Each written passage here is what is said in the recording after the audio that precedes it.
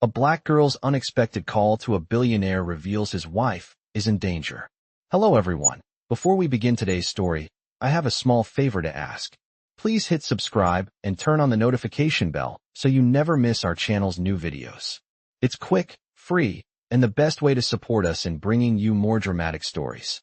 Your support means the world to us. Where are you watching from? Drop your city or country in the comments below. Thank you very much. It was a cold, rainy night when the phone rang. Ethan Caldwell, billionaire and tech mogul, was preparing for a high-stakes meeting at his mansion in the hills. The city lights twinkled below, and the sound of the rain hitting the windows seemed to match his mood, distant, cold, and unfeeling. He picked up the phone, expecting it to be one of his assistants or business partners. But instead, it was a little girl. "Sir, I need your help. Your wife is in danger," the voice said, small and shaky, but clear enough to pierce through the chill of his evening. He froze. His heart skipped a beat. "Who is this?" he demanded, his voice sharper than he intended. There was a pause before the girl spoke again, her voice trembling. "Please, you have to hurry. She's at the old mansion by the lake. They're coming for her." Ethan's mind raced. His wife, Samantha, had been attending a charity event at a secluded estate near the lake for the past few hours. He had stayed behind to wrap up business. The thought that something might be wrong never crossed his mind. He glanced at the clock. It was past midnight. His instincts kicked in. Without a second thought, he grabbed his jacket and headed for the door. The sound of the rain intensified as he sprinted to his car, the weight of the girl's words pressing heavily on his chest. He didn't even know who she was, but her urgency was real. As he started the engine and sped toward the lake, the voice on the other end of the line was still there, whispering directions, though the connection was poor. "I'm coming. Don't hang up," he said, barely able to hear her over the howling wind. The streets were slick with rain, and the headlights of his car cut through the mist. His thoughts were racing. Who was this girl? And why was she calling him of all people? The thought of his wife in danger left him with a pit in his stomach. It wasn't like Samantha to be involved in anything risky. She was always so composed, so careful. And yet, here he was, racing against time, chasing a voice that seemed to know something he didn't. He pushed the accelerator harder, the mansion by the lake looming closer in his sights. The tension in the car was unbearable, the silence between his breaths heavy. Was it a prank? A mistake? Or was it real? He had no answers, just the sickening feeling that something was terribly wrong. And then, as he turned onto the narrow, winding road that led up to the mansion, the little girl spoke again. "I'll keep her safe until you get here," she said, and the line went dead. Ethan's pulse quickened as he pulled up to the front of the mansion. The rain was coming down in sheets, and the wind howled through the trees. He jumped out of the car, not bothering to lock it, and sprinted toward the door. There was no sign of Samantha, but the front door was ajar. His mind raced. He was too late. As he stepped inside, the house was eerily silent. It was then that he saw her, standing in the shadows by the staircase. A small figure, drenched from the rain, her eyes wide with fear. The girl. She was real, and her presence here made Ethan's heart race. Was she the reason his wife was in danger? Or was she here to help? I ran into the mansion, every step echoing in the silence of the vast, empty halls. The smell of damp wood and musty curtains filled the air. My heart pounded, each beat quickening as I pushed open the door that led to the grand staircase. My mind raced. Where was she? The rain outside was relentless, a steady downpour that only added to the unease gnawing at my stomach. I called out to her, but the only answer was the soft drip of water from the ceiling. I looked around, feeling the weight of the situation settling in. She was here. I could feel it. Then, from the shadows at the top of the stairs, I saw her. The girl. She stepped forward slowly, her small frame illuminated by the faint light of the chandelier. Her hair was wet, and her clothes hung loosely on her thin body. She looked tired, almost fragile, but her eyes, those eyes, held something that struck me harder than any physical blow could. She was scared, but not for herself. She looked at me, and for a moment, neither of us spoke. I couldn't figure out what was going on. "Where is she?" I asked, my voice tight. The girl's gaze dropped to the floor, and she shook her head. "She's not here," she whispered. "They took her." I felt a wave of nausea. My mind screamed at me to stop, to turn back and call for help, but there was something in the girl's voice that held me there. She wasn't lying. I could hear the truth in her words. Who took her? I asked, my voice low, barely above a whisper. She looked up at me again, her eyes wide with an unspoken fear. I don't know, but they're coming back. I didn't know what to do. I didn't know how to process this. A child, this small, innocent girl, was standing before me, and her words were beginning to make sense in a way I couldn't ignore. I had to act. Where did they take her? I asked again, trying to keep my voice steady. The girl took a deep breath, as if gathering her courage. To the old barn by the edge of the property, she said, pointing vaguely toward the back of the estate. I felt a cold shiver run down my spine. What's going on here? Who are you? I demanded, stepping closer to her. She flinched, but didn't back away. I'm the one who saw them, she explained, her voice trembling. I saw them take her. They were waiting for you to come. My chest tightened. Every second felt like a lifetime, the weight of her words sinking in deeper. Someone was planning something bad, and I was the one who had to stop it. The girl hesitated before speaking again. I didn't know who else to call. I didn't know what to do. Her voice cracked, and I could see the tears welling up in her eyes. She wasn't just scared, she was desperate. And then it hit me. This little girl was the key. She knew something. She had to. Why? Me? I asked, trying to hold back the panic creeping into my voice. Why did you call me? She looked up at me, her expression unreadable. Because you're the only one who can help her, she said quietly. They want to hurt her, and I can't stop them. But you can. My breath caught in my throat. I had no idea who this girl was, what she had seen, or what she knew. But one thing was certain, she was in this too deep. And somehow, she was looking to me to fix it. I swallowed hard, my mind reeling. How had everything gone so wrong, so quickly? I didn't even know where to start. But there was no time to waste. I had to find Samantha. I had to save her. I glanced at the girl one last time, feeling the weight of her gaze on me. Stay here, I said, my voice firm. I'll be back. I won't leave her. The girl nodded, and as I turned to leave, I heard her faintly whisper, Please hurry. I didn't look back as I ran to the back door. The rain slapped at my face, and the wind howled through the trees. The night was cold and unforgiving, but it was nothing compared to the storm brewing inside me. The path to the barn was dark, twisted, and overgrown, but I knew exactly where to go. I had no choice. I had to save her. The barn was old, its wooden frame creaking in the wind as I approached. The closer I got, the more I could feel it. The fear, the danger. It was all around me. I was running out of time. My heart raced in my chest, and for the first time in a long while, I felt fear. Real fear. This wasn't just about me. It wasn't just about my wife. This was about something bigger. Something that had been waiting for the right moment to strike. I wasn't sure what was waiting for me inside the barn, but I knew one thing for sure. I couldn't let it take her. I stepped inside, the door creaking behind me. The darkness swallowed me whole. And then, I heard a voice. Samantha's voice. My wife. But it wasn't a cry for help. It was a whisper. Ethan, it's too late. I ran into the mansion, every step echoing in. The silence of the vast, empty halls. The smell of damp wood and musty curtains filled the air. My heart pounded, each beat quickening as I pushed open the door that led to the grand staircase. My mind raced. Where was she? The rain outside was relentless, a steady downpour that only added to the unease gnawing at my stomach. I called out to her, but the only answer was the soft drip of water from the ceiling. I looked around, feeling the weight of the situation settling in. She was here. I could feel it. Then, from the shadows at the top of the stairs, I saw her. The girl.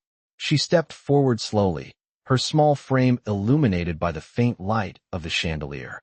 Her hair was wet, and her clothes hung loosely on her thin body. She looked tired, almost fragile, but her eyes, those eyes, held something that struck me harder than any physical blow could. She was scared, but not for herself. She looked at me, and for a moment, neither of us spoke. I couldn't figure out what was going on. Where is she? I asked, my voice tight.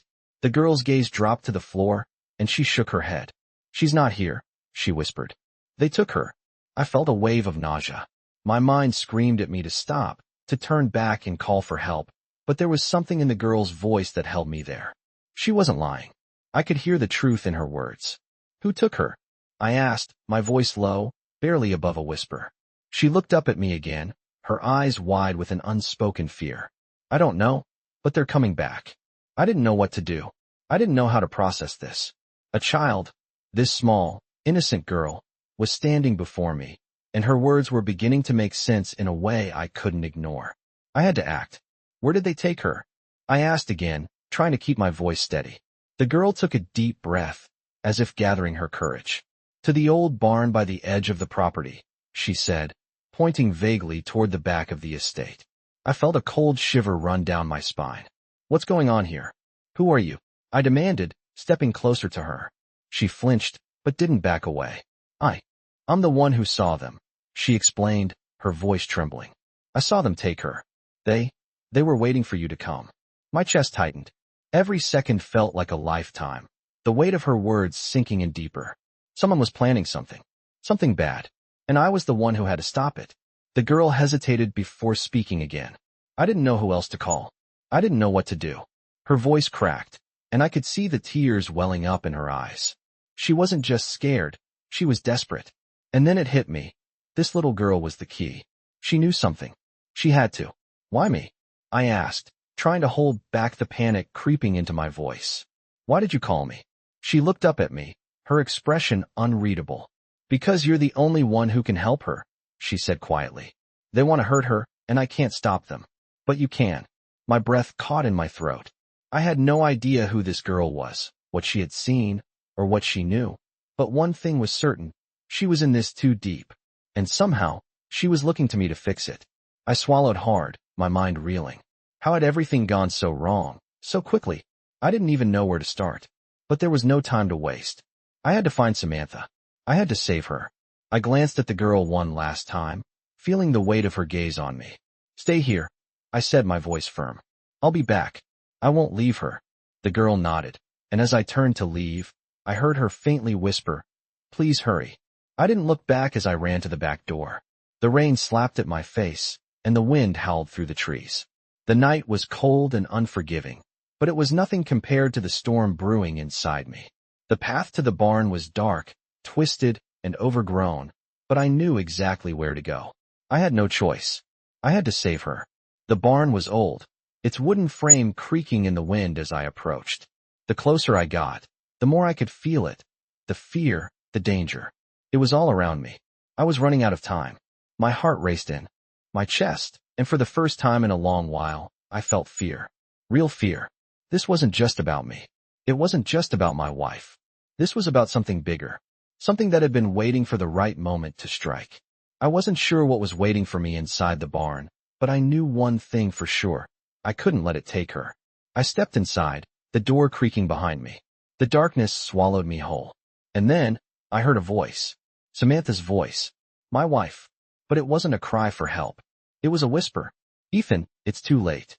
As I stood in the darkness of the barn, my heart racing in my chest, I could barely make out the shape of my wife, Samantha, lying on the cold, dusty floor.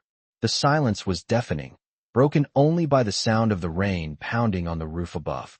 I rushed toward her, my footsteps echoing in the vast space, and knelt beside her, my hand shaking as I reached for her arm. She flinched slightly at my touch, her eyes opening just enough to reveal the fear in them. Ethan, she whispered hoarsely, her voice barely audible above the storm outside. It's too late. They've already won. My stomach twisted at her words, but I couldn't allow myself to believe that. Not now, not after everything that had happened. What do you mean, Samantha? I asked, my voice tight with concern. She turned her head slowly, her eyes searching mine with a mixture of sorrow and fear. I've been trying to protect you, but I couldn't stop them. They have too much power. It's too dangerous now. I clenched my fists, the realization settling in that she had been carrying this burden alone, keeping secrets from me in an attempt to shield me from whatever dark force was lurking behind all of this. Who are they? I demanded, my voice trembling with frustration. Who's behind all of this? Samantha closed her eyes briefly, as if trying to gather the strength to speak. They're people I've known for years. Powerful people. People who control everything. My family, your company, our lives. They've been watching us for a long time, waiting for the right moment to strike. I felt a chill run down my spine. My mind raced as I tried to piece together the puzzle, But nothing made sense. Why hadn't she told me about this before? Why hadn't I seen the signs? Who are they, Samantha?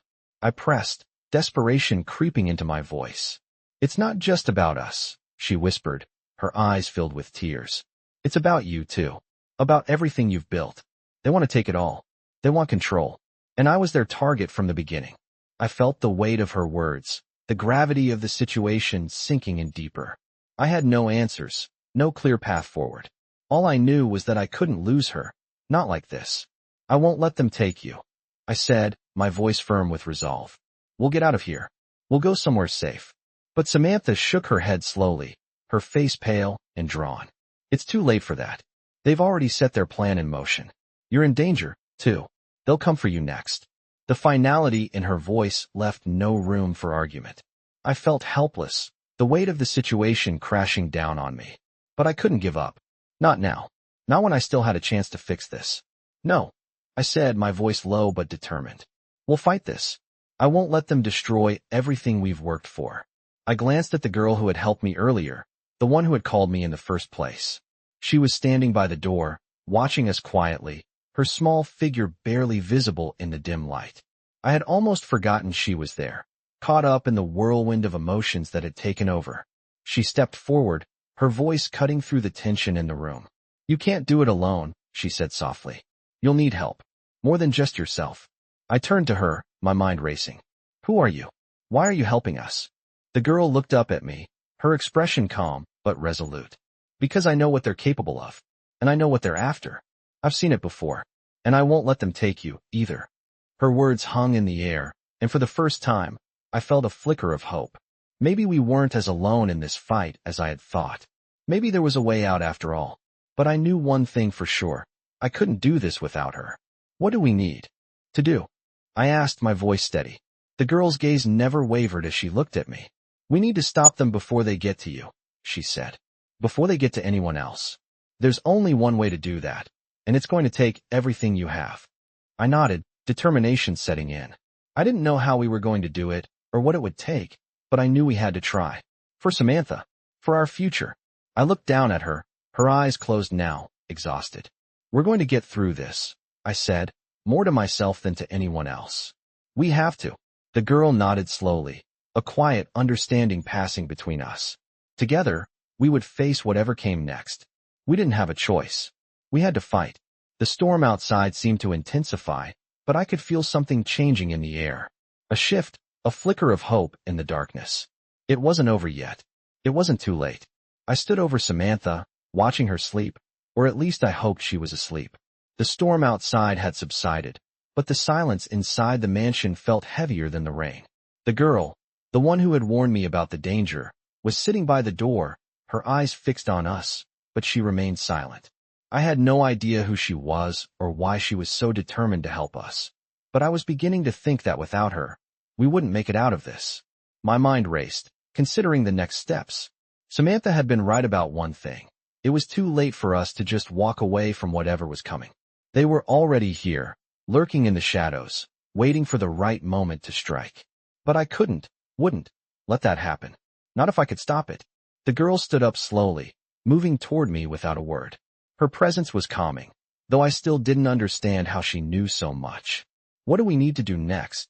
I asked, my voice firm, though I could feel the tension in my chest. She paused for a moment, looking out the window toward the distant, darkened forest surrounding the estate. They're not just after your wife, Ethan, she said quietly. They're after everything you've built. This goes beyond personal revenge. It's bigger than you think. Her words hit me like a cold wave, and I felt my heart skip a beat. It wasn't just Samantha's life that was at stake. It was everything. My empire, my company, my legacy. I had built it all with hard work, grit, and ambition, but now, I was starting to realize that none of that mattered if I couldn't protect the people I loved. Why me? I asked, finally turning to face her. Why are you helping us? What's your connection to all of this? She met my gaze, her eyes surprisingly steady. I've seen this before, she said, her voice low. I've seen what they do to people who stand in their way. She glanced down for a moment, her expression hardening. I've seen them destroy families, tear apart everything they've ever known. I don't want that to happen to you. There was something in her eyes that made me pause. It was the weight of experience. The kind of experience that no child should have. But there it was, unmistakable. I could see the scars she carried, even if they weren't visible to the naked eye. "You've been through this before?" I asked, my voice softening. She nodded slowly. "I've lost everything to them. But I'm not going to let them take anyone else." I didn't know what to say. I wasn't used to feeling so out of control. I had always been the one who took charge, the one who made decisions. But right now, I had no idea what to do. And yet, there she was, this girl, so small and fragile, but with a fire inside of her that I couldn't ignore. "I need to protect Samantha," I said, the words leaving my mouth almost as a plea. "I need to get her out of here. I can't let them do this to her. Not after everything we've been through." The girl stepped forward, placing a hand on my arm. "You can't do it alone," she said. "You need to trust me. I know how to get to them. I know where they're hiding. But you have to follow my lead." I looked at her, unsure. I had no idea what I was getting into. But in that moment, something inside me clicked. I didn't have a choice. I had to trust her. For Samantha. For my future. "Okay," I said, my voice firm with resolve. "Let's do this. But you need to tell me everything. I need to know who we're up against." She nodded, her eyes glinting with a new sense of purpose. "They're not just a criminal organization," she said quietly. "They're much more dangerous than that. They've infiltrated your company, your associates, your closest circle, and you won't be able to stop them unless you go after the heart of it all." I felt a cold shiver run down my spine. I had always known that there were people in the world who would do anything for power, for control. But the idea that it could be this close, within my reach, within my life, was almost too much to bear. "How do we stop them?" I asked, my voice hoarse with the weight of the question. "We go to the source," she said, her words sharp with determination. "We take them down from the inside." I nodded slowly, my mind already working through the plan. This wasn't just a fight to save Samantha anymore.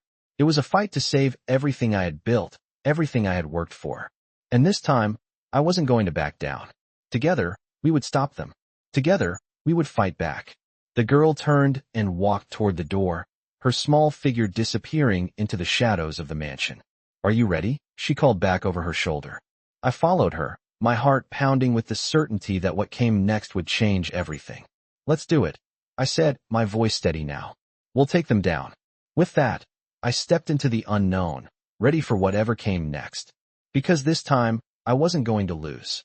I walked into the quiet hallway, the faint click of my shoes against the hardwood floor echoing in the stillness. The mansion felt different now. It wasn't just the darkened corners or the empty rooms. It was the weight of the decisions I was about to make. The girl had led me here, and I had no idea who she was or how she knew so much. But I knew one thing for sure. Without her, I wouldn't have a chance. I glanced over at her as she moved ahead, her small frame moving swiftly, almost as if she belonged in this space, while I, on the other hand, felt like an intruder. "Do you know who they are?" I asked, my voice low, a hint of desperation creeping in. She didn't turn to look at me, but her voice came back, calm and steady. "I know enough," she said, her gaze fixed ahead. "They've been watching you for a long time. They've had their eye on your company, on everything you've built. But they want more than just that. They want to break you." I stopped in my tracks. The gravity of her words sank in deeper than I was ready to admit. They weren't just out for money or power. They were trying to destroy everything. My life. My legacy. "How do we stop them?" I asked, though I wasn't sure I even knew what that meant anymore. "We have to go after the people who are at the top," she said, finally turning to face me. "The ones who are pulling the strings. Your company is just the tip of the iceberg. The real danger lies within your closest circles." I shook my head, trying to process what she was saying. "My company? My team? How do you know all this?" She didn't respond immediately. Instead, she just looked at me, her gaze hardening. "Because I've seen it happen before. I've seen them infiltrate families, businesses, anything they can get their hands on. And now they're coming for you." I felt a cold knot form in my stomach. I had spent years building my empire, but I had never stopped to think about what might happen if I didn't watch my back. My mind raced as I tried to figure out who could be behind all of this. Was it one of my colleagues? A former partner?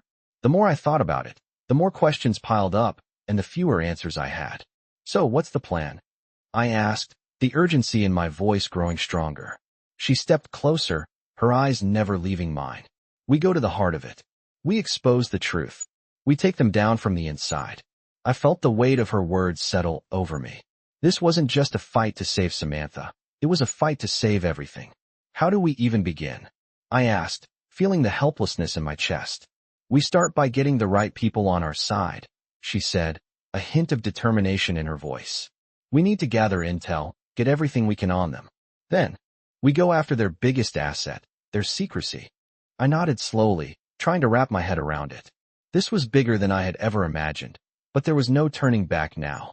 Okay, I said, my voice steadier than I felt. Let's do it. We moved through the mansion, the weight of our mission hanging heavily in the air. I had never felt more out of my depth. I had always been in control, always had the upper hand in everything I did. But now, I was standing in the dark, unsure of who to trust or where to go next. The girl led me to a study at the end of the hall, where a large desk sat piled with papers and documents. She sat down at the desk and motioned for me to do the same. We need to start here, she said, sifting through the papers. Find the connections, the patterns. They've been careful, but no one's that careful. I watched her as she worked, trying to keep up with her pace, but I couldn't help but feel a sense of awe at how much she knew. She was methodical, precise, as if she had done this 1,000 times before. As the hours passed, we combed through the documents, piecing together what we could. The more I learned, the more I realized just how deep the corruption went. My company wasn't the only thing at stake. It was everything I had ever known. Every person I had trusted, every relationship I had built, had been part of their plan. The realization hit me like a punch to the gut. But just as the weight of it all started to sink in, the girl stopped suddenly, her eyes scanning the papers in front of her. We've got something, she said, her voice sharp. This is the key. She held up a folder, and I leaned in to look.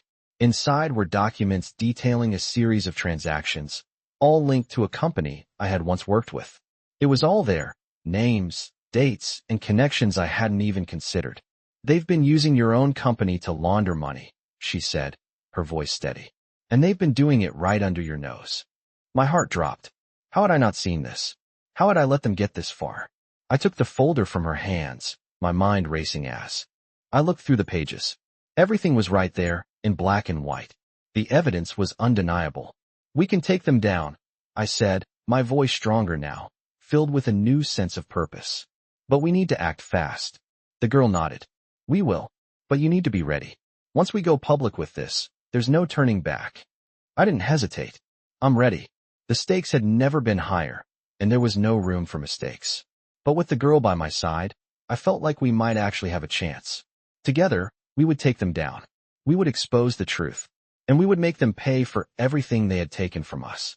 I sat in the dimly lit study, the weight of everything pressing down on me as I looked over the evidence. The papers in front of me told a story I hadn't been prepared for. There were connections, names, and dates that all pointed to a hidden web of corruption within my company. It was everywhere, stretching into parts of my life I hadn't even realized were connected. I had spent years building something that I thought was unbreakable, but now I was staring at the very thing that could destroy it. The girl had been right.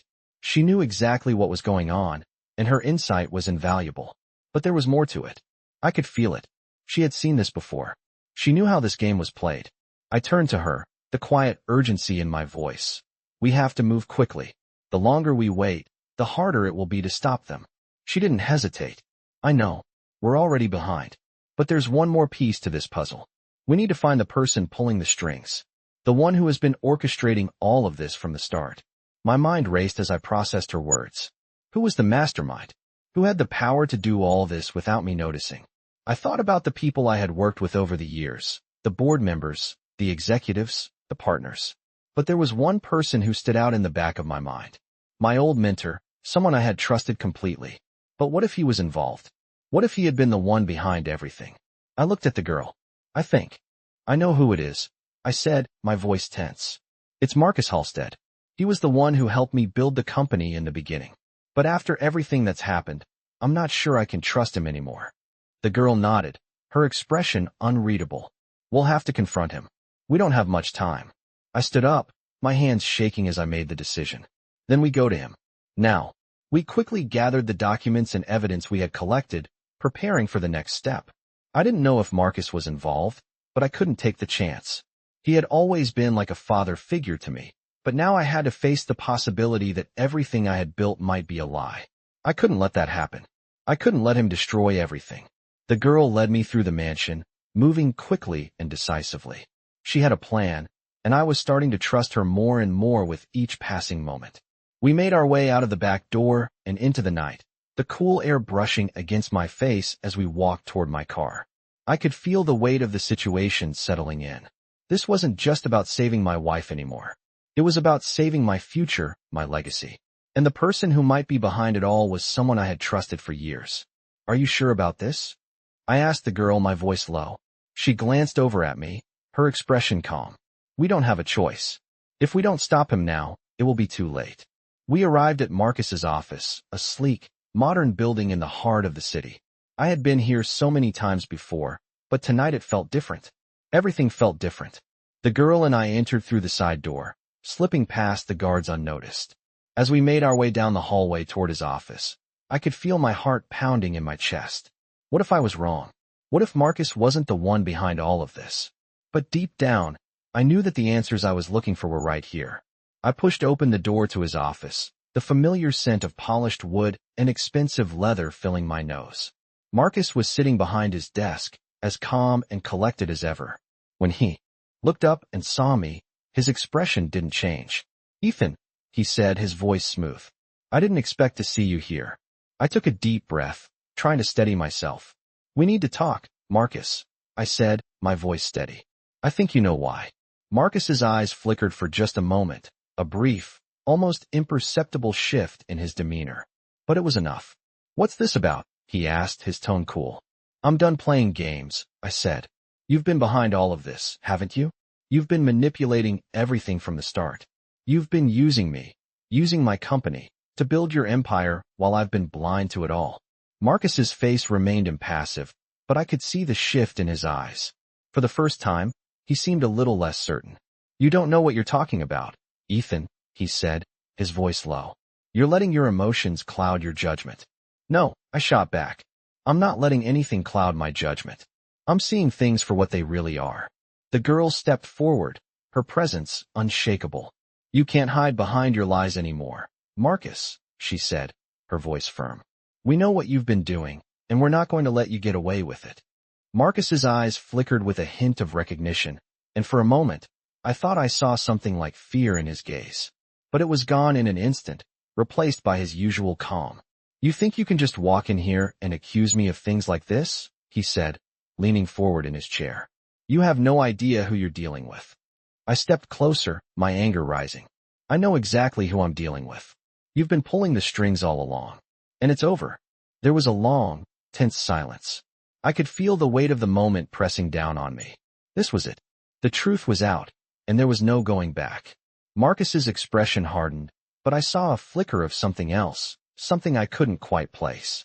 He stood up slowly, his movements deliberate. "You've made a big mistake, Ethan," he said, his voice cold. "And you'll regret it." But I wasn't afraid. Not anymore. I knew what had to be done. And this time, I was ready to fight. Together with the girl, we would expose Marcus for who he really was. We would stop him, and we would take back everything he had tried to steal from us. I watched Marcus stand there, his face as cold as ever, but something in his eyes betrayed him. He was hiding something, and I could see it now more clearly than ever before. His calm, collected demeanor was slipping, and the truth I had been desperately searching for was starting to reveal itself, piece by piece. The girl beside me, the one who had been guiding me through this treacherous maze, was as unshaken as ever. She stood tall, her eyes locked on Marcus, unflinching, ready for whatever came next. "You've made a big mistake," Marcus said again, his voice lower now, almost threatening. I didn't flinch. "The only mistake I made was trusting you," I replied, my voice steady despite the storm raging inside me. "But that's over now. You're done." Marcus took a step forward, his eyes narrowing. "You don't understand what you're dealing with," he said, his voice rising slightly. "I've built this empire. You think you can just tear it down because of some baseless accusations." I could feel the tension building in the room, thickening the air. But I wasn't about to back down. Not now. You've been hiding behind your empire for too long, I said, stepping closer, matching his intensity. You've been using people like pawns in your game, and it's time for the game to end. The girl beside me didn't speak, but I could see her eyes flicking between Marcus and the door, calculating, always calculating. She was more than just a guide through this mess. She was part of the plan now. The plan to bring him down. I turned to her briefly. What's next? I asked, keeping my voice low, though I knew the time for planning was quickly running out. She met my gaze, then turned back to Marcus. Next, she said, we expose him. We go public with everything we've got. The truth won't stay hidden for long. I nodded, a surge of adrenaline pumping through me. This was it. There was no turning back now. Marcus was cornered, but he still had a way of controlling the room, controlling the situation. I could see it in the way he stood, in the slight, confident smile on his lips, as though he was waiting for the moment when he would reclaim control. But he didn't know the truth was already slipping from his grasp. You're still the same man, aren't you? I said, my voice carrying the weight of everything I had learned. Always playing the same game. But you're not going to win this time. Marcus's expression faltered for just a fraction of a second, and in that moment, I saw the cracks in his armor. You think you can just waltz in here and take everything from me? He asked, his voice tinged with frustration now. This isn't just about business. This is my life. My power. The words hung in the air, thick with the arrogance that had always defined him. But something had shifted. Something had broken. Power? What power, Marcus? I asked, stepping even closer, not giving him an inch. You think this empire you've built on manipulation, deceit, and corruption is power? You've lost control. You've been losing control for a long time. Marcus's face turned pale as the realization hit him. No, he said, his voice almost a whisper now. You don't know what you're talking about. Oh, I do. I said, my voice low but steady. You've been hiding behind your lies for years. But now, it's time for the truth to come out. And when it does, everything you've built will come crashing down. The girl stepped forward, her eyes unwavering. It's over, Marcus, she said, her voice as calm as ever. We've got everything. We're going to make sure the world knows what you've done. I could see the panic rising in his eyes now, the calm front he had maintained for so long beginning to crack. You think I'll just let you ruin everything? He spat, his hands shaking slightly.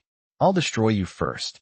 I stood my ground, feeling the weight of the moment settle over me. You can try, I said, my voice cold. But you won't. Not this time. He took a step back, his eyes flicking between me and the girl. You don't know what you're doing, he said, almost pleading now. You're making a huge mistake. I shook my head. The only mistake I made was trusting you. The girl turned to me, her expression unreadable. We've done what we came here to do, she said. Now it's time to finish this.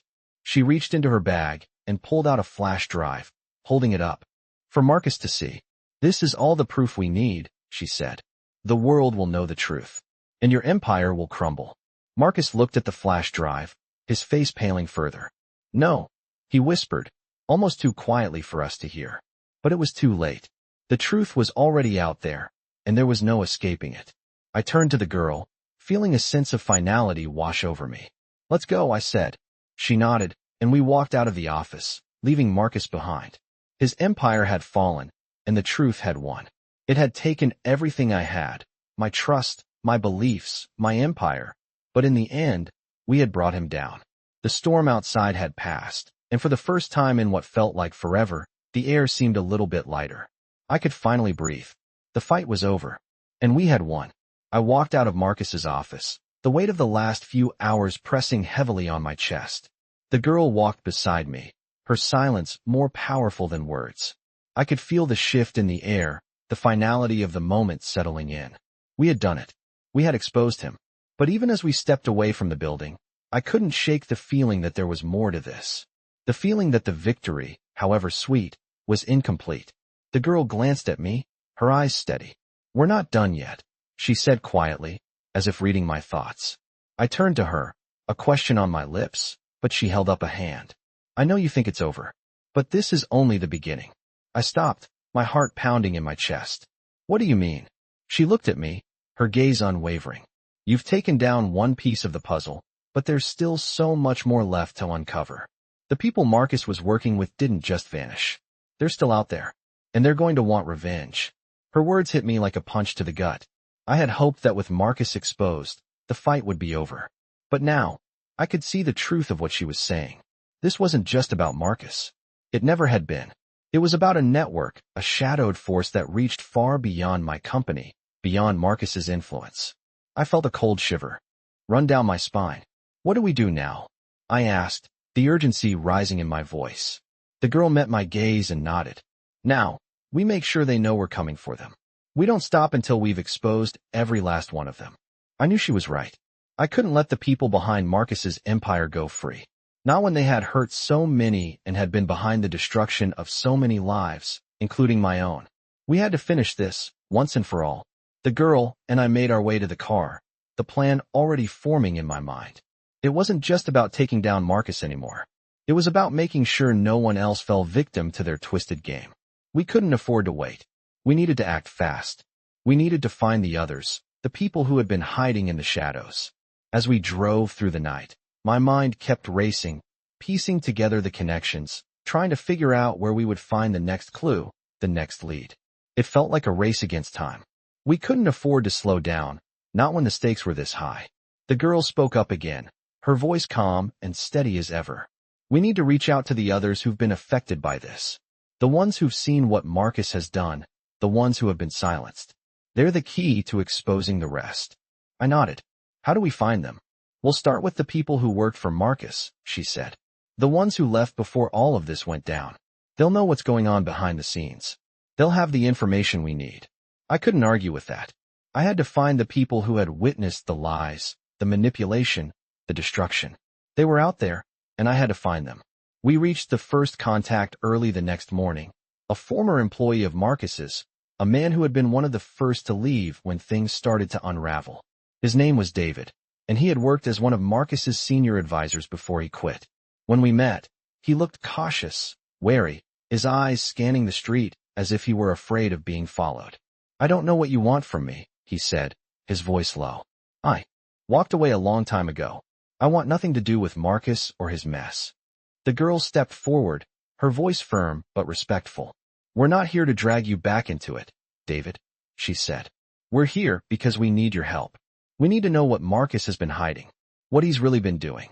David looked at us for a long moment before finally nodding. All right, I'll tell you what I know. But you need to understand something. Marcus is dangerous.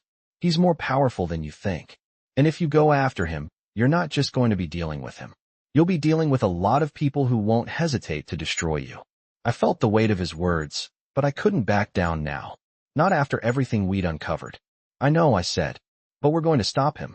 And we need your help to make sure we do it right. David led us into a small office, the walls lined with papers and old files. He started pulling out documents, some of them familiar, others I hadn't seen before. These are the financial records I helped him manage, he said, laying them out on the table. But what you need to know is this. Marcus wasn't just laundering money. He was funding something bigger, something darker. There are people behind him, people with connections, power, people who will stop at nothing to protect their interests. The girl and I exchanged a look. This was what we had been afraid of. This wasn't just a fight against one man. It was a fight against an entire system. I couldn't let that stop me, though. We had come this far. Who are these people? I asked, my voice quiet. I can't tell you everything, David said, his voice tinged with fear. But I know this. Marcus was never in charge. He was just the face of the operation. The real power, the real danger, is much harder to reach. He paused, as if trying to find the right words. But I can help you get closer. I can tell you where to look next. And I'll do whatever I can to help bring them down. We left David's office with new information, but the weight of what we were up against had only gotten heavier. The girl was right. This was only the beginning. But we were no longer running from the truth. We were chasing it. And no matter how hard they tried to hide, we were going to expose them all. I stood there, staring at the files David had given me. They were scattered across the table, each one filled with names, dates, and accounts that all pointed to the same dangerous conclusion. Marcus hadn't been working alone. He'd been part of something much bigger, something that had far-reaching implications, and now, I was deeper in this than I ever imagined. The girl stood beside me, watching quietly as I flipped through the documents. She had a calm, unshakable presence, but I could see the intensity in her eyes. She knew what we were up against, and she wasn't going to back down. "This is it," I said quietly, though the weight of it was almost too much to bear. "We found the heart of it. The people behind Marcus." She nodded, but didn't say anything, her eyes scanning the papers with a practiced focus. "What do we do next?"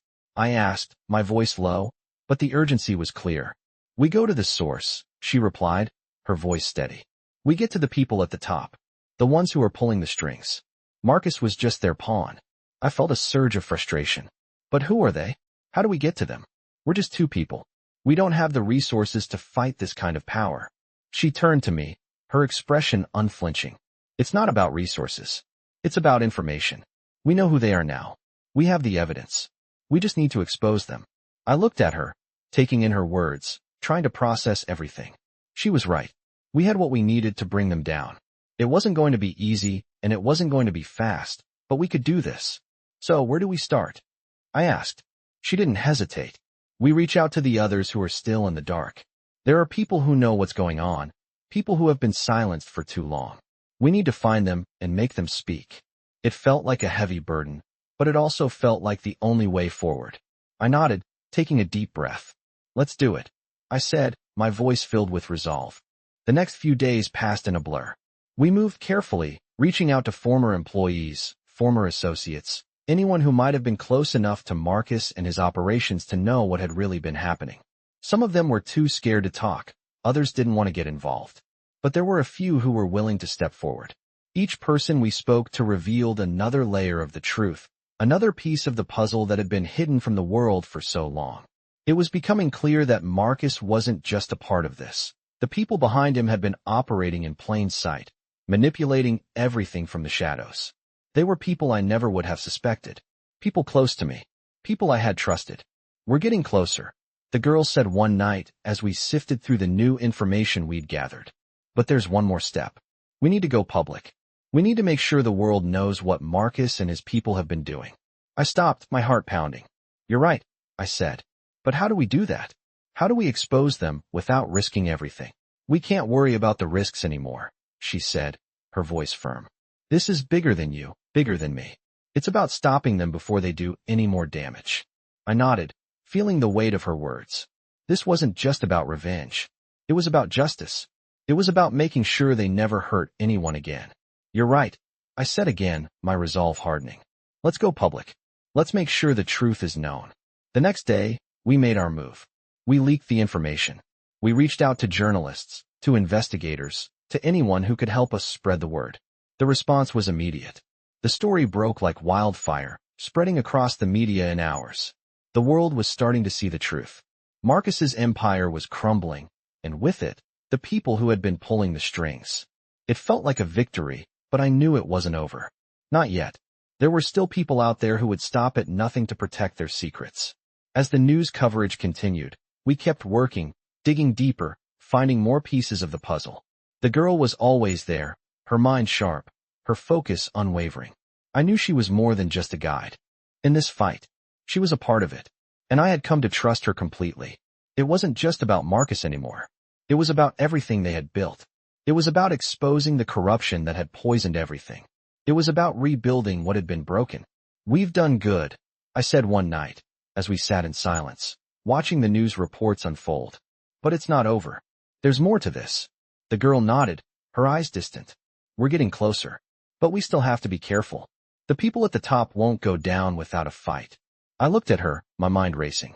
"We're ready for whatever comes next," I said, my voice steady. "We'll finish this." And with that, I knew we would. The truth had been exposed, but the battle was far from over. Together, we would fight to bring justice to those who had been hurt, to those who had been silenced. Together, we would make sure this story had a new ending. And we would make sure that nothing like this ever happened again. I could feel the shift in the air the moment the press conference was scheduled. The room was buzzing with reporters, cameras flashing, and microphones being adjusted. The girl stood beside me, calm as always, though I could see the tension in her shoulders. She had been the one to guide me this far, to show me how to take down the empire Marcus had built, and now, it was all about to come out. But the danger wasn't over yet. The people behind Marcus, whoever they were, would be watching. The girl glanced at me, her gaze steady. "Are you ready for this?" she asked, her voice low, almost a whisper among the chatter in the room. I turned to her, meeting her unwavering eyes. "I don't think I have a choice," I said, my voice steady. "It's time to finish this." The conference was about to begin. I took a deep breath, walked up to the podium, and faced the crowd. The cameras were on me, the world was watching, and for the first time in weeks, I felt like I was in control. "Thank you all for being here," I began, my voice echoing in the room. "What I'm about to tell you is the truth that has been hidden for far too long." The room fell silent. I could feel the weight of the words I was about to speak. This wasn't just about me anymore. This was about justice for those who had been hurt, silenced, and manipulated. This was about exposing a corrupt system that had allowed people like Marcus to thrive. "For the past few months," I continued, "I've been uncovering the extent of the corruption that has poisoned my company and my life. But what I found goes beyond just a single person. It's a network, a powerful group of individuals who have been using their positions to manipulate, control, and destroy lives for their own gain." I paused, letting the words sink in. The reporters exchanged murmurs, their pens scratching across notepads. I could feel the girl's eyes on me, her silent support making me stronger. "I've spent my entire life building something I thought was indestructible," I said, my voice growing stronger with every word. "But in the process, I turned a blind eye to the people who were using me, using my company, to build their own empire of lies. Today, I'm standing here not just to apologize, but to expose the truth." I took a deep breath, knowing the next words would change everything. Marcus Halstead has been the face of this operation, but he is not the mastermind. The people behind him have been controlling everything from the shadows. These are the people who are still out there, and they're not going to stop until they've silenced all of us. There was a collective gasp from the audience. I could see the reporters scribbling frantically, the shock in their faces clear. But I wasn't done. I couldn't stop now. "I'm not just exposing Marcus," I said, my voice unwavering. "I'm exposing the entire system that allowed him to thrive. And I will do everything in my power to make sure that those responsible are held accountable." This is just the beginning. The room erupted in chaos. Cameras flashed, reporters shouted questions, but I didn't respond. I wasn't here to answer questions. I was here to make sure the world heard the truth. As the noise swirled around me, I felt a sense of finality. This was it, the moment I had been waiting for. But even as I stood there, I knew the fight wasn't over. The real battle was just beginning. The girl moved silently behind me, her presence a quiet reminder of the dangers still looming. She had been my guide through this dark maze, but I could feel the weight of what was to come pressing down on both of us. The truth was out there now, but the people behind Marcus wouldn't go down without a fight. I turned to the girl, my resolve hardening. "What now?" I asked, my voice low. She didn't flinch, didn't hesitate. "Now, we make sure they don't get away with this," she said, her tone firm. "We keep pushing. We get everyone who's been involved in this to speak. We make sure the world knows exactly who they are." I nodded, the plan already forming in my mind. This wasn't just about saving my company anymore. It was about saving everything I had built, and about ensuring that the people who had been hurt by this were finally heard. "We can't stop," I said, my voice filled with determination. "Not until we've exposed everyone." The girl looked at me, her eyes dark with understanding. "You're not alone in this," she said quietly. "We'll do this together, and we won't let them win." The fight ahead was uncertain, but in that moment, I knew that together, we could face whatever came next. The truth had been revealed, but the real work was just beginning. It wasn't just about the end of Marcus's reign. It was about taking down the system that had allowed this corruption to fester. And we would do it, no matter what it took. I woke up to the sound of my phone vibrating on the nightstand. The room was dark, the faint light from the city outside creeping through the curtains. I glanced at the clock. It was still early, but I knew what this call meant. The truth had been revealed, but the danger was far from over. I grabbed the phone, my pulse quickening when I saw the caller ID. It was the girl. I had grown accustomed to the calmness in her voice, the certainty she exuded in the face of danger. But today, something felt different. "Ethan." Her voice came through the line, and I could hear the tension in it. "We've got a problem." I sat up straight, the weight of her words sinking in. "What's happened?" I asked, trying to steady my breath. "It's happening faster than we thought. They're moving in." The people behind Marcus, they're making their move. We're being watched, she said, her voice sharp, urgent. My heart dropped. How do we stop them? I asked, already planning the next move. We don't have much time. They've already started to cover their tracks. The leaks we made, the exposure, it's all connected to them. They know we're coming after them. And they're coming after us, too. I stood up, my mind racing. What do? We stay ahead of them, she replied quickly. We keep pushing. They won't stop until they've neutralized all of us. But we can't let that happen. Not now. I nodded, even though she couldn't see me. I'm in. Let's finish this. Good, she said. Meet me at the safe house. We have to move fast. The call ended, and I was left with a gnawing feeling in my gut. We had exposed Marcus, but now the real danger was coming for us. I couldn't afford to hesitate.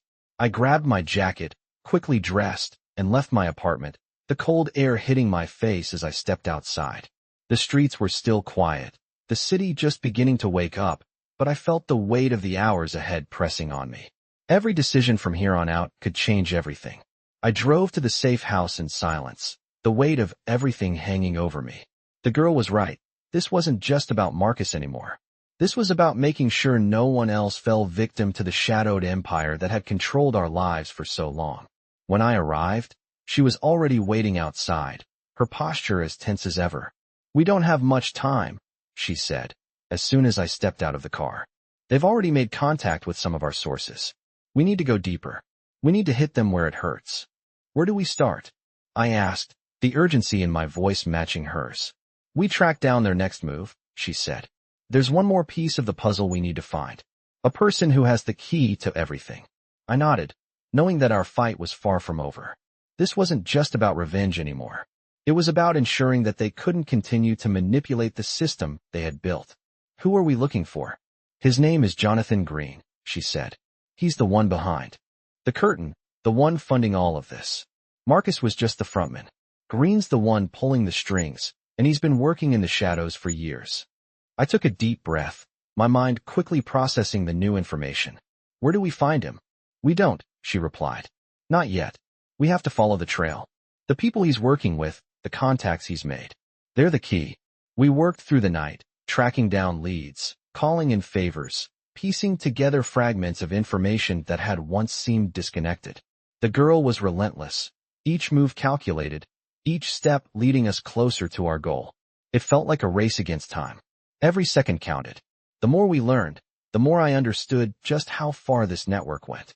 It wasn't just about Marcus or even Green. It was a system, a web of influence that had spread its roots into every part of our society. But we weren't backing down. We couldn't. As the hours passed, I felt a shift within me. The man who had started this fight wasn't the same man standing here now. I wasn't just fighting for my company anymore. I was fighting for something bigger. I was fighting to ensure that the people who had been wronged, people like the girl who stood beside me, couldn't be silenced by the very systems that had once crushed them. By dawn, we had our next move. Green's contacts were tightening, trying to cover their tracks. But we had the evidence. We had the key, and I wasn't going to let them get away with it. I turned to the girl, my voice low but filled with resolve. It's time. She nodded, her eyes unwavering. It's time to take them down. The game had changed, but we were ready. No more secrets. No more lies. This was the end of their empire, and the beginning of a new chapter for us all. I could feel the tension in the air as the minutes ticked by, each one heavier than the last. The girl and I stood in the small, dimly lit room, the evidence laid out before us, files, documents, photographs that connected the final dots. Jonathan Green, the shadow figure behind the entire operation, was closer than we had ever imagined. We had tracked his every move, followed the trail of corruption to this very moment. But now, with everything so close, the danger felt even more imminent. We had come so far, but we couldn't afford to make a mistake now. The girl broke the silence, her voice steady and calm as always. They'll be coming for us soon. We have to move fast. I nodded, knowing she was right. The pieces were falling into place. Green had already made his move, and if we didn't act now, he would slip away, just like Marcus had. The truth was spreading. The leaks we had made were reaching farther than we anticipated, but so were the enemies. Green wasn't going to go down without a fight. What's the next step? I asked, my voice firm with determination. We expose him. We make sure everyone knows who he is and what he's been doing, she replied, her eyes scanning the papers in front of her. But we need to be smart about it. He has powerful allies, and if we're not careful, we'll be walking into a trap. I didn't hesitate. We've already walked into the lion's den, I said, taking a deep breath. We can't stop now. The girl nodded, a faint smile crossing her lips. Exactly. And we won't. But we need to hit them where it hurts. Their financial operations are key. If we expose their money trail, everything else will crumble. I took a moment to process her words. We had spent so long chasing this shadow, uncovering layers of lies, and now it was time to dismantle it all. Green's empire had been built on manipulation, money, and control, and the key to breaking it apart lay in exposing the very foundation of his operations. How do we do that? I asked, feeling the weight of the next move. We start with their accounts, she said, her voice unwavering. We need to trace every financial transaction, every account they've used to funnel money and launder it. Once we have that, we can go public. I nodded, already feeling the urgency of the situation.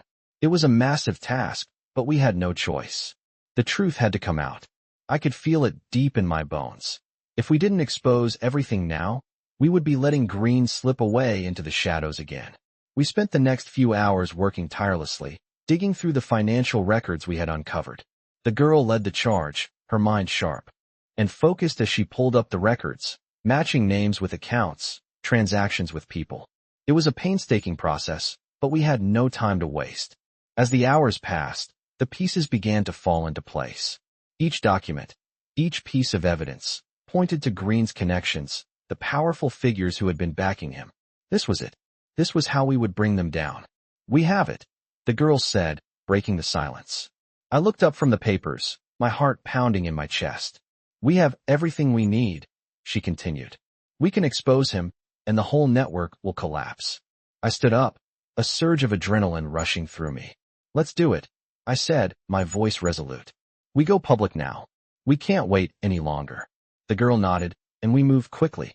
We reached out to the journalists, the investigators, anyone who could help us broadcast the truth to the world.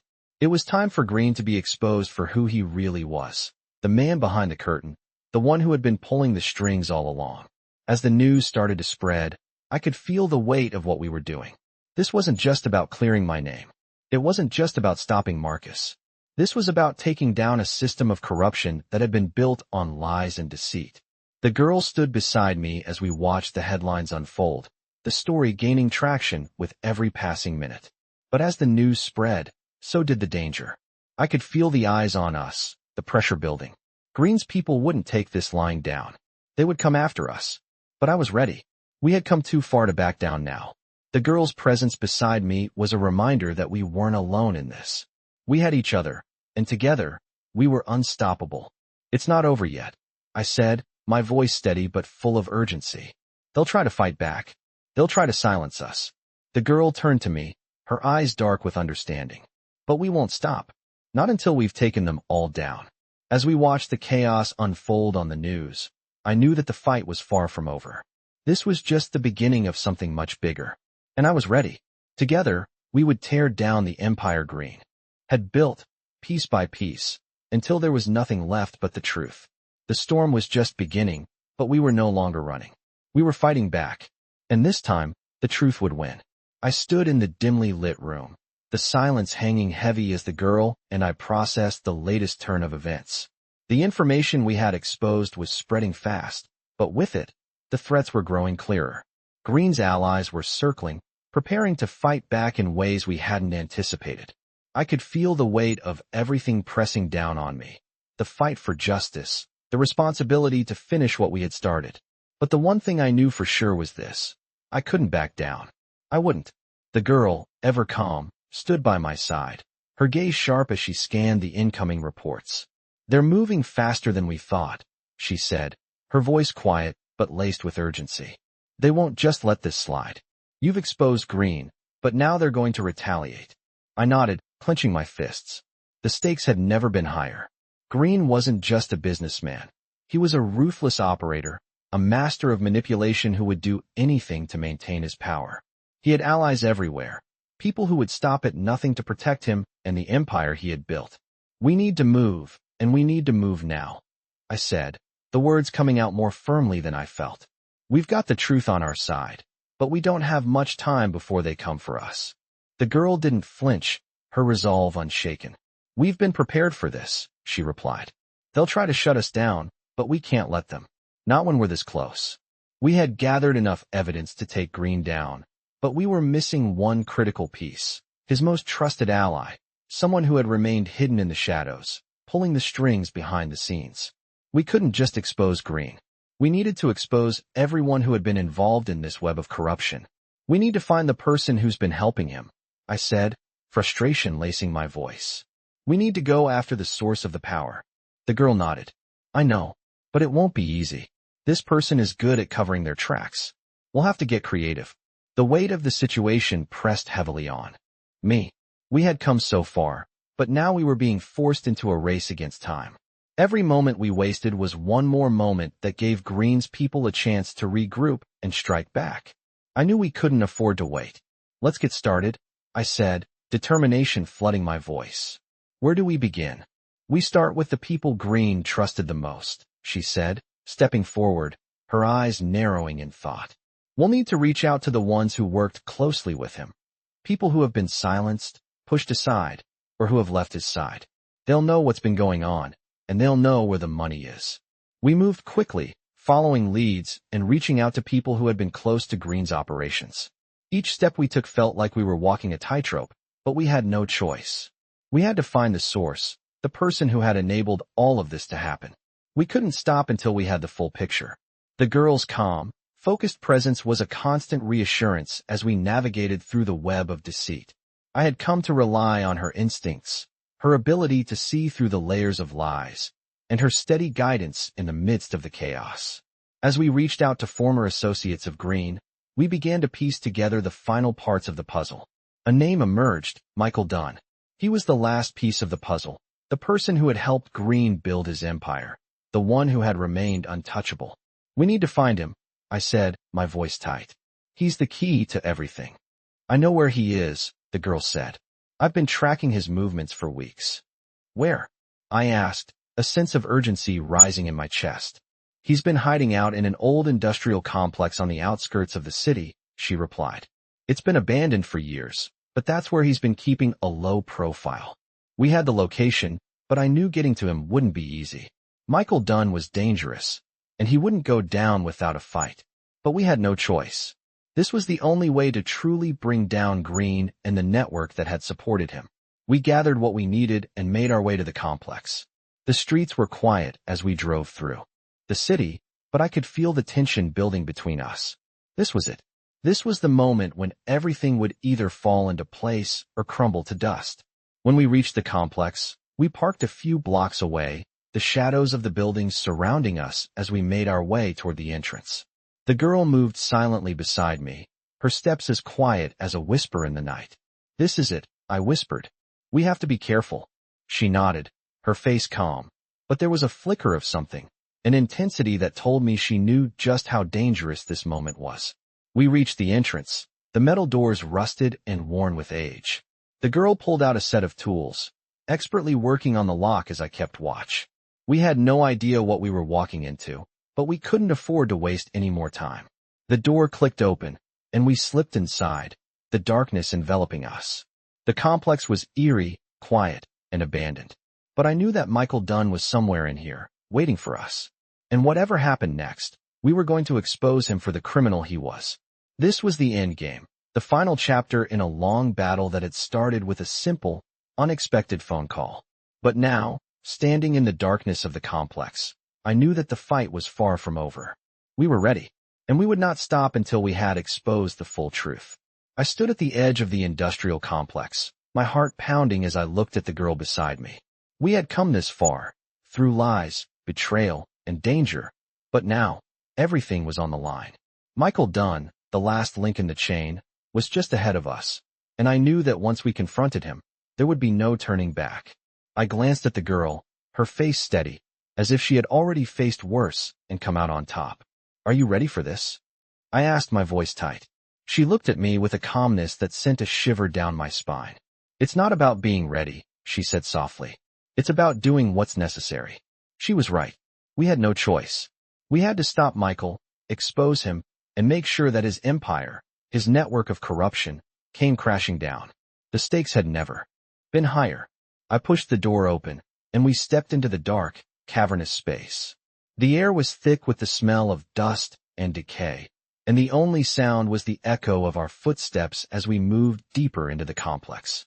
Every corner, every shadow seemed to hide something, or someone. My senses were on high alert. "He's here," the girl whispered, her eyes scanning the darkness. I nodded, though I couldn't see much. We didn't have time to waste. Michael had to be stopped now. We moved cautiously, trying to make as little noise as possible, but every sound seemed amplified in the silence. I could feel the girl's presence beside me, her energy focused, ready for whatever might come. I wasn't sure what to expect when we found Michael. Would he be waiting for us, or would we have to hunt him down?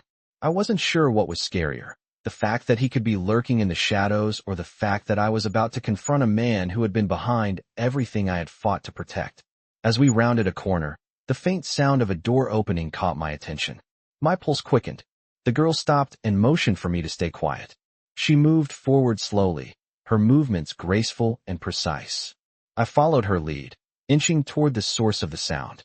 We found ourselves at the entrance to a small room at the back of the complex. The door was cracked open just enough for us to hear voices inside. Michael's voice, low and smooth, echoed through the room. "I knew they'd come for me," he said, a hint of amusement in his tone. "I just didn't think it would be this soon." The girl turned to me, her eyes sharp with determination. "We go in now," she whispered. I nodded. There was no turning back. Together, we moved in, pushing the door open and stepping into the dimly lit room. Michael was standing at a desk, papers scattered around him, his back turned. But when he heard the door open, he froze, his eyes narrowing as he turned to face us. "I've been expecting you," he said, his voice cold. The girl stepped forward, her presence commanding. "We've come to end this," she said, her voice steady. Michael's lips curled into a sly smile. "You think you can just walk in here and take everything I've built? You don't even know what you're up against." I stepped forward, my fists clenched. "You've taken enough," I said, my voice low and angry. "This ends now." Michael's smile faded as he assessed us both. For the first time, I could see the flicker of doubt in his eyes. "You have no idea what's at stake," he said, his voice barely above a whisper. "You think you can just expose me and get away with it? I control everything. Your company, your life, even the people you trust. You're nothing but a pawn." I could feel the anger rising inside me, but I kept it in check. He wanted me to lose control. He wanted me to make a mistake. "You're not in control anymore," I said firmly. "This is over. You've been caught, and we're going to make sure you pay for everything you've done." Michael's expression shifted, a flash of real fear crossing his face. He took a step back, his eyes darting around the room. "You have no idea who you're dealing with," he said again, his voice trembling slightly. The girl moved toward him, her voice cutting through the tension. "You're finished. It's only a matter of time before everything you've done comes to light." Michael's eyes narrowed, and for a moment, I thought he might try to make a run for it. But instead, he smirked. "You think you've won? You think exposing me will change anything?" He paused, letting the words hang in the air. "I have people everywhere. The moment you make a move, they'll take everything from you. You'll be left with nothing." The girl stepped forward again, her voice calm but deadly. "You overestimate your power, Michael.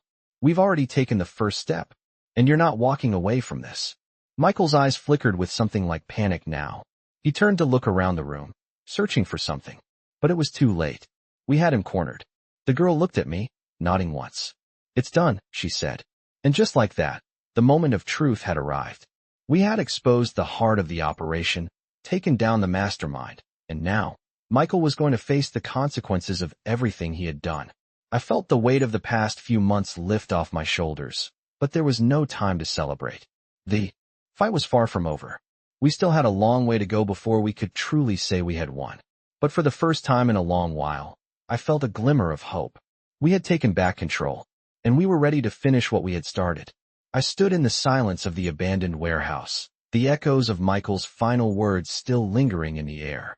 We had done it. We had exposed the heart of the operation, and Michael was finally facing the consequences of his actions. But as the adrenaline from the confrontation began to subside, the weight of what was to come next settled in. We had no illusions about the battle ahead. The people behind Michael, those who had supported his empire of lies and manipulation, were still out there, and they weren't going to go down without a fight.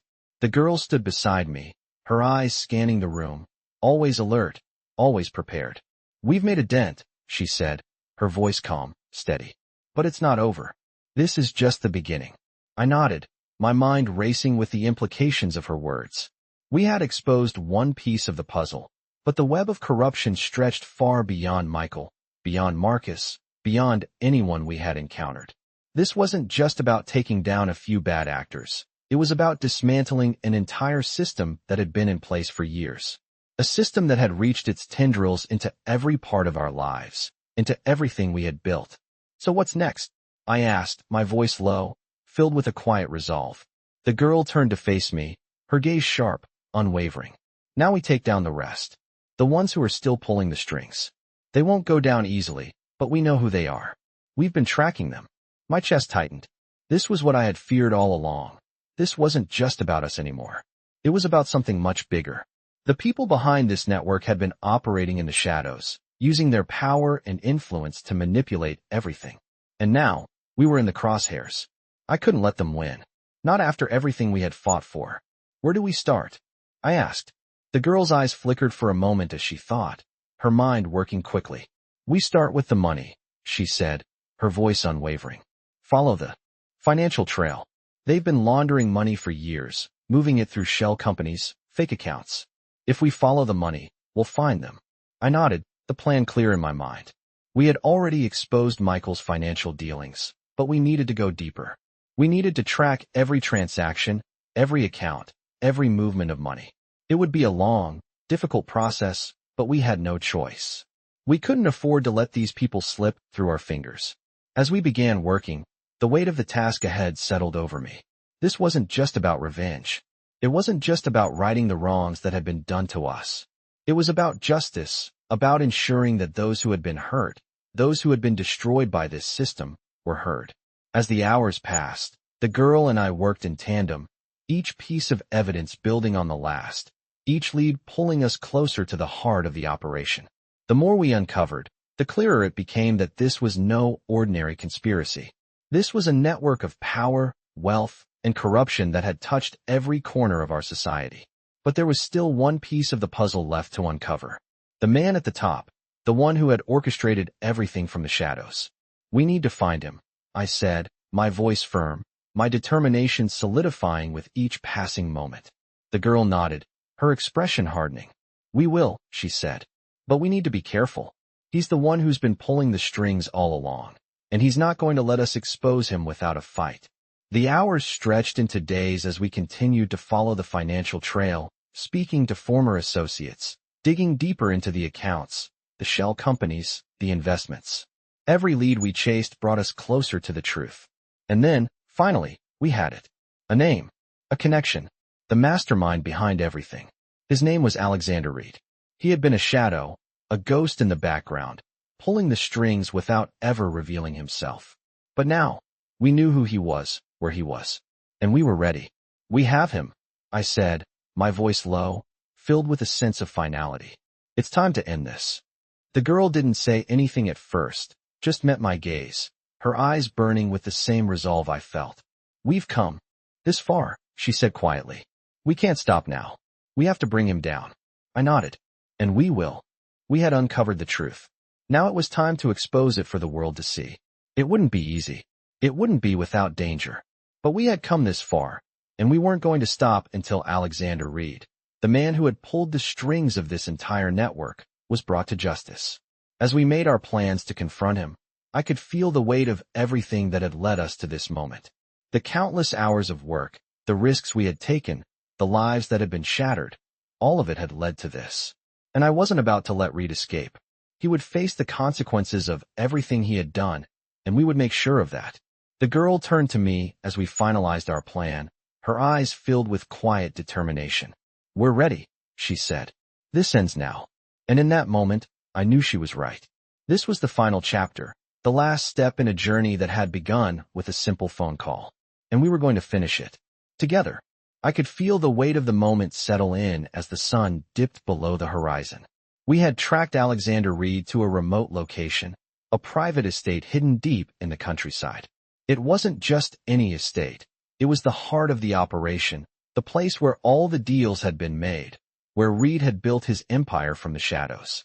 As the car slowed to a stop in front of the estate's gates, the tension between the girl and me was palpable.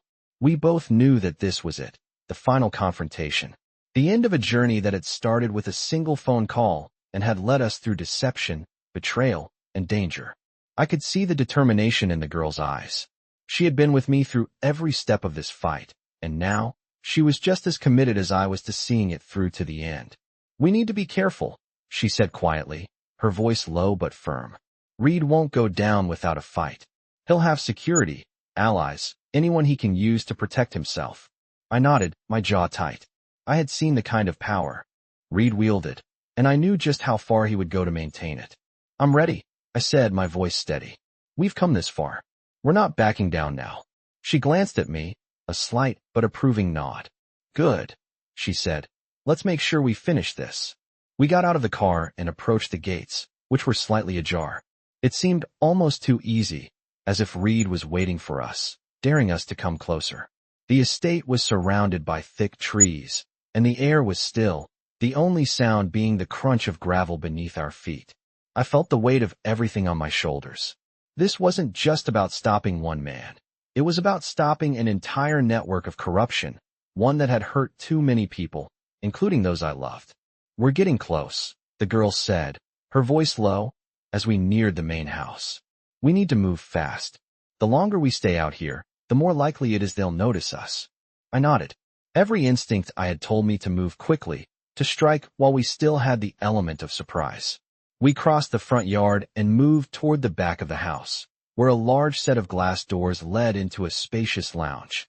The girl pulled out a set of tools, her fingers working quickly as she disabled the security system. "We're in," she whispered. We slipped inside, moving through the house with practiced precision. The layout was exactly what I had expected, luxurious, expansive, and filled with expensive artwork and furniture, a stark contrast to the dark web of corruption Reed had built here. We moved quietly, following the faint sound of voices coming from the study. I knew Reed would be there, surrounded by his most trusted associates. This was the final showdown. The girl motioned for me to follow her, and we crept closer to the study. As we neared the door, I could hear Reed's voice, smooth, confident, as if he were in complete control. "It's too late," he was saying. "Everything's already in motion. We'll take care of them. We've always taken care of things like this." My heart pounded as I took a deep breath. We had the evidence. We had everything we needed to bring him down. But now, we had to confront him. I nodded to the girl, and she pushed open the door. Reed stood by a large oak desk, facing a group of men who were all watching him intently. When he saw us, his face twisted into a mix of surprise and frustration. "You've got guts, I'll give you that," he said, his voice laced with venom. "But you're too late. It's already over." The girl stepped forward, her presence commanding as always. "It's never over, Reed," she said, her voice unwavering. "Not until we say it is." Reed's eyes flickered with something. Fear, perhaps, or realization, but he quickly masked it with a scowl. "You really think you can stop me? You think you can just waltz in here and destroy everything I've worked for?" I stepped forward, my voice low but full of resolve. "We already have," I said. "You just don't know it yet." Reed looked between the two of us, his eyes narrowing. "You're nothing," he spat, his voice growing louder. "You're just two people who think they can take on an empire. You don't know who you're dealing with." The girl's eyes never wavered as she responded, her voice sharp and filled with authority. "We know exactly who we're dealing with, Reed, and we've come to put an end to it." The tension in the room was unbearable, thick enough to suffocate. Reed's associates shifted uncomfortably, glancing between him and the two of us.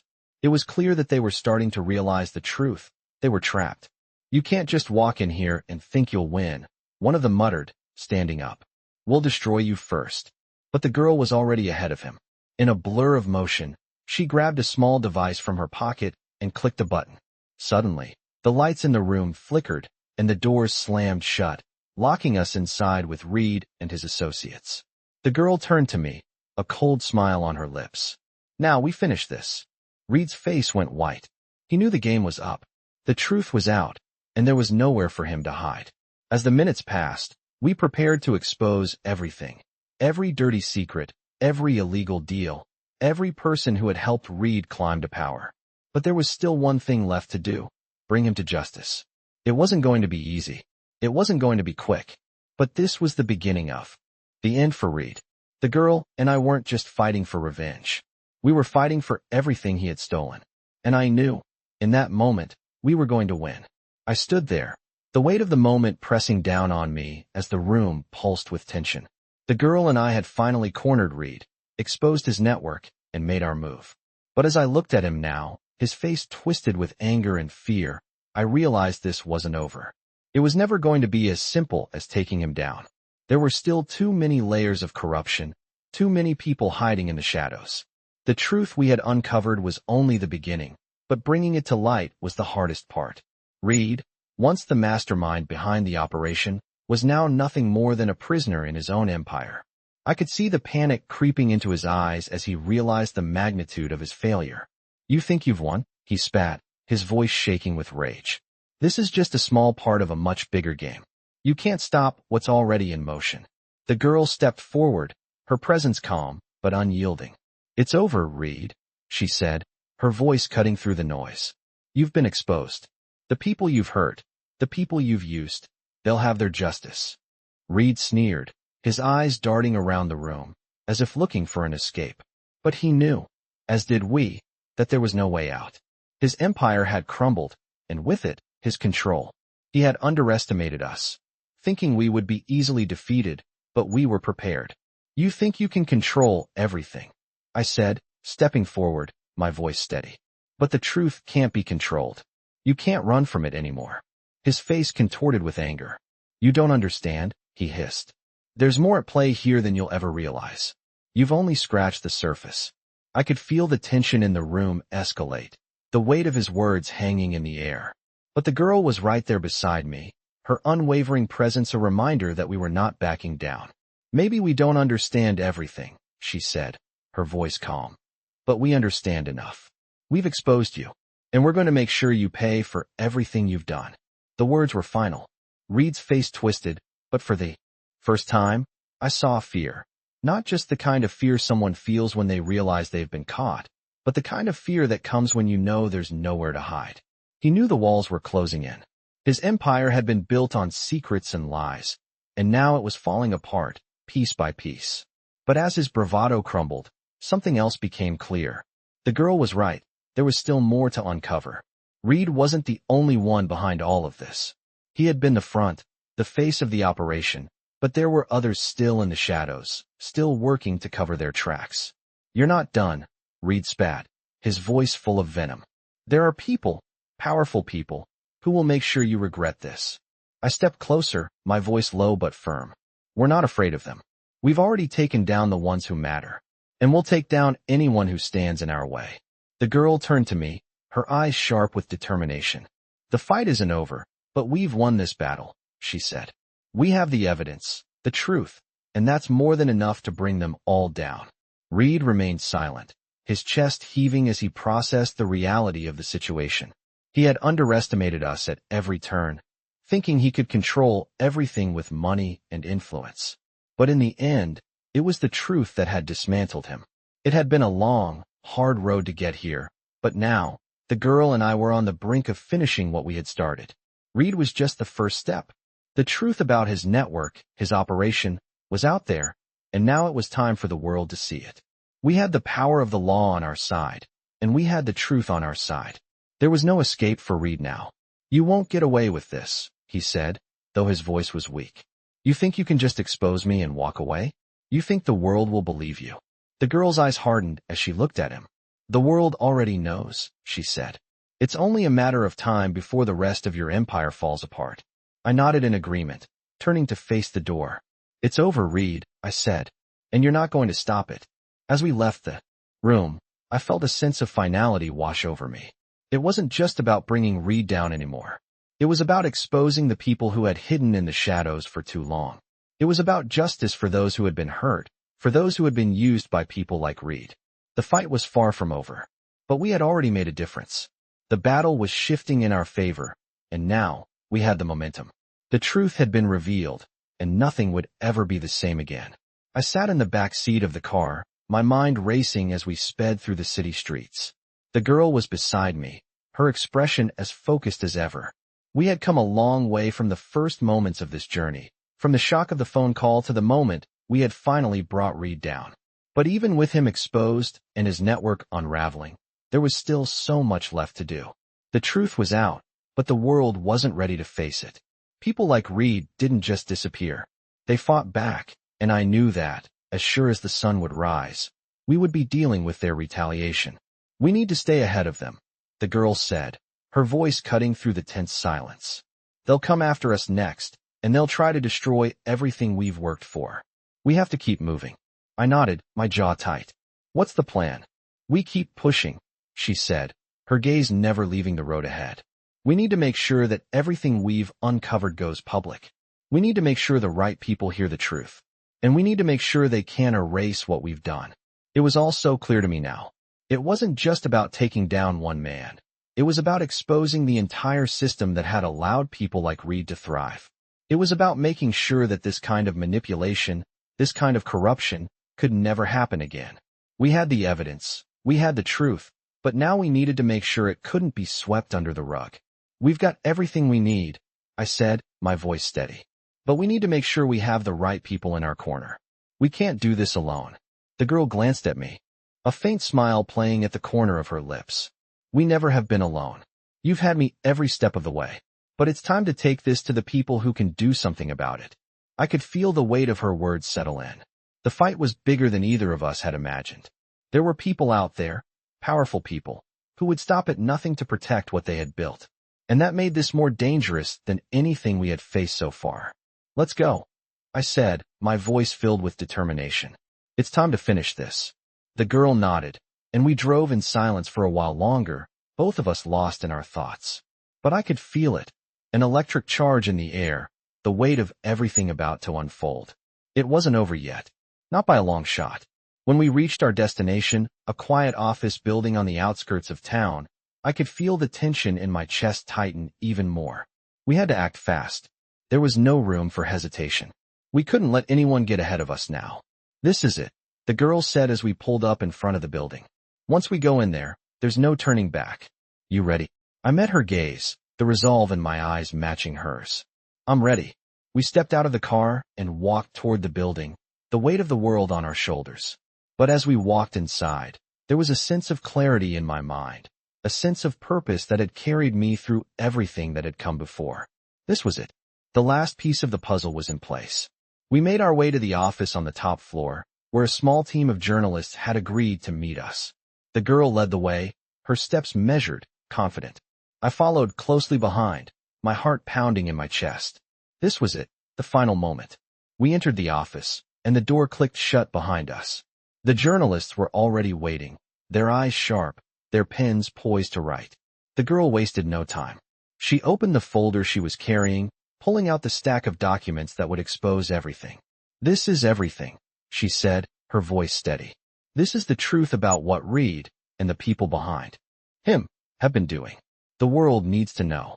The journalists exchanged glances, clearly understanding the weight of what we were about to reveal. This is big, one of them said, his voice filled with awe and fear. You're sure about this? We have the evidence, the girl said. This is just the beginning. I stood back, watching as the journalists began to sift through the evidence. They were quick, sharp-eyed, and methodical. They understood what was at stake, and they knew how important this was. It wasn't just about a story, it was about justice. It was about ensuring that everything that had been hidden in the shadows came to light. As they worked, I felt a surge of hope, but also a deep, gnawing sense of unease. This wasn't over. We were still in the middle of the fight, and there were still people out there who wanted to stop us. But for the first time, I felt like we had a real chance of winning. The girl turned to me as the journalists continued to work. It's happening, she said, her voice quiet but full of determination. This is the beginning of the end for them. I nodded, my mind still racing. We had exposed the truth, but the real work had just begun. It wasn't enough to just bring them down. We needed to make sure they couldn't hurt anyone again. We needed to make sure the truth reached everyone. The next few hours felt like a blur. The journalists worked quickly, filing their stories, reaching out to sources, gathering the final pieces of the puzzle. And as the story spread across the news, I could feel a sense of accomplishment building inside me. We had done it. The world would know the truth. But as the weight of that settled, I knew there was still so much left to do. The fight wasn't over.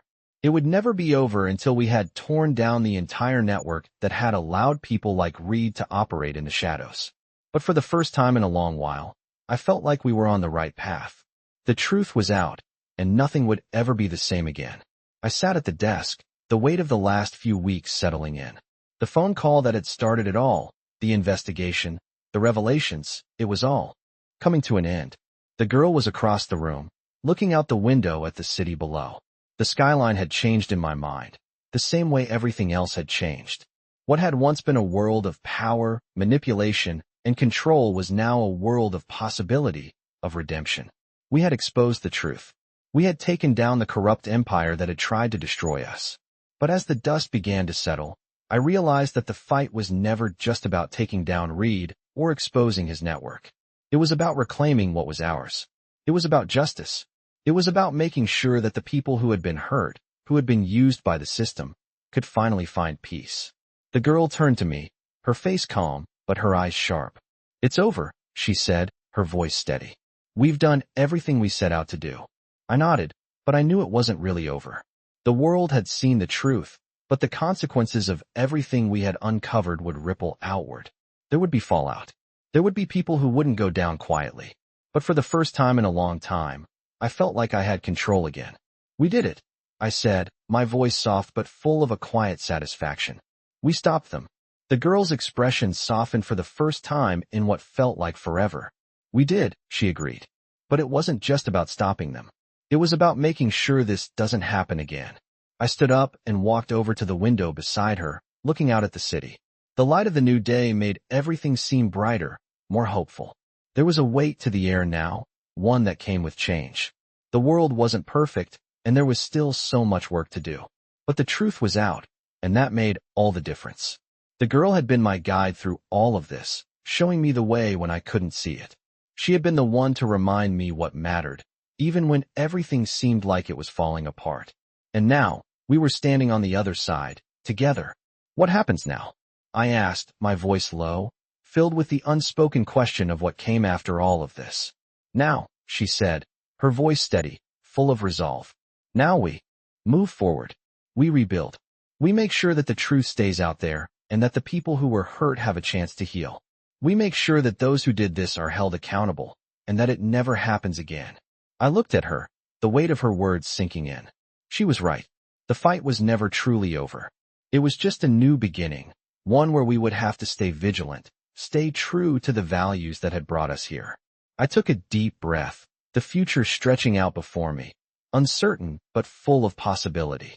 "We've come a long way," I said, my voice thick with emotion. "But I think we're ready for whatever comes next." The girl smiled, a faint but genuine smile, and for the first time in a long time, I saw a hint of peace in her eyes. "We are," she said simply. "Together." We stood there for a moment longer, just watching the world unfold before us. We had done it. We had exposed the lies, torn down the empire, and made sure the truth was known.